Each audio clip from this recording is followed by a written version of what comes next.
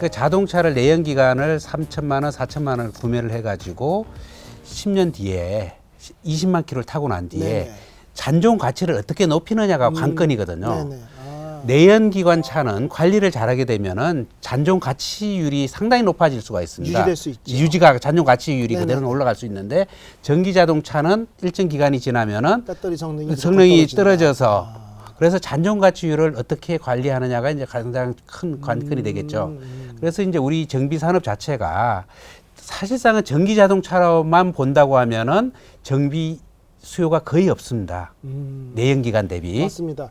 보통 이제 이렇게들 생각하십니다. 전기차 탈 때 한 20만, 25만, 30만 타고 나서 배터리 한번 교환해야 되잖아. 그럼 2,500만 원이야.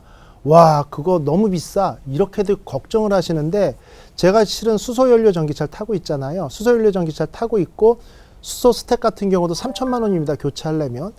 근데 가만 생각해 보세요. 제가 지금 4년 동안 운영을 했는데 수소연료 전기차나 전기차 6천에서 7천만 원 정도 되죠. 보통 제네시스급의 6, 7천만 원짜리 차 연간 유지비를 따지면 100만 원이 넘습니다. 예를 들면 엔진 오일 같은 경우 교체 한번 할래도 18만 원에서 20만 원 들고 1년에 3, 4번의 각종 소모품까지 하면은 그럼 4년에서 5년 탄다고 쳤을 때는 400만 원, 500만 원 정도의 비용이 들거든요. 10년이면 1000만 원 이상 들고 20년이면 2천만 원 이상이 들어갑니다.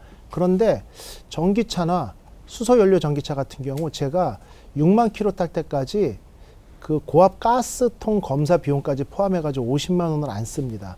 현재 부품 교환비로는 제가 4년 동안 6만 7천 원밖에 안 썼거든요. 그러면 이게 연간 따지면은 400만 원, 500만 원, 한 4, 5년이면 세이브 되는 거거든요. 이거를 한 10년, 20만 킬로, 20년 따지면은 2천만 원 이상 절약이 되더라고요.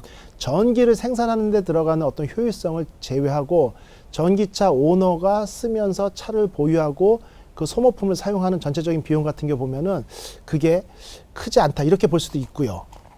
이제 그 부분이 있고 그 다음에 이제 차량 감가 비용, 네네. 금융 비용을 우리가 또 같이 봐야 되거든요. 아, 네네. 전기차로 되면서 수리할 게 없어 보입니다. 네네, 없어 보이죠. 전기차로 다 가면은. 그렇죠. 그렇지만은 이제 전기차로 가기 전 단계에서 하이브리드나 플러그인 하이브리드로 가는 단계에서 자동차가 대단히 복잡 난해해지죠. 네네네.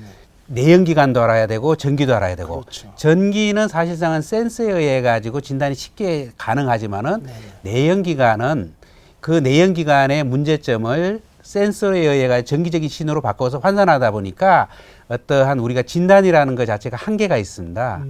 그 한계를 우리가 감성이나 감각, 경험으로 정비를 해야 되는 거거든요. 네네네. 그래서 자동차를 작게 보면은 뭐 내연기관과 전기차로 볼 수 있지만은 우리가 네네. 이동체가 자동차거든요. 어떻게 네네, 보면은 그렇죠. 복합적인 이동체는 점점 늘어날 수밖에 없기 때문에 근데 합성이 되는 거죠. 기관에 네네.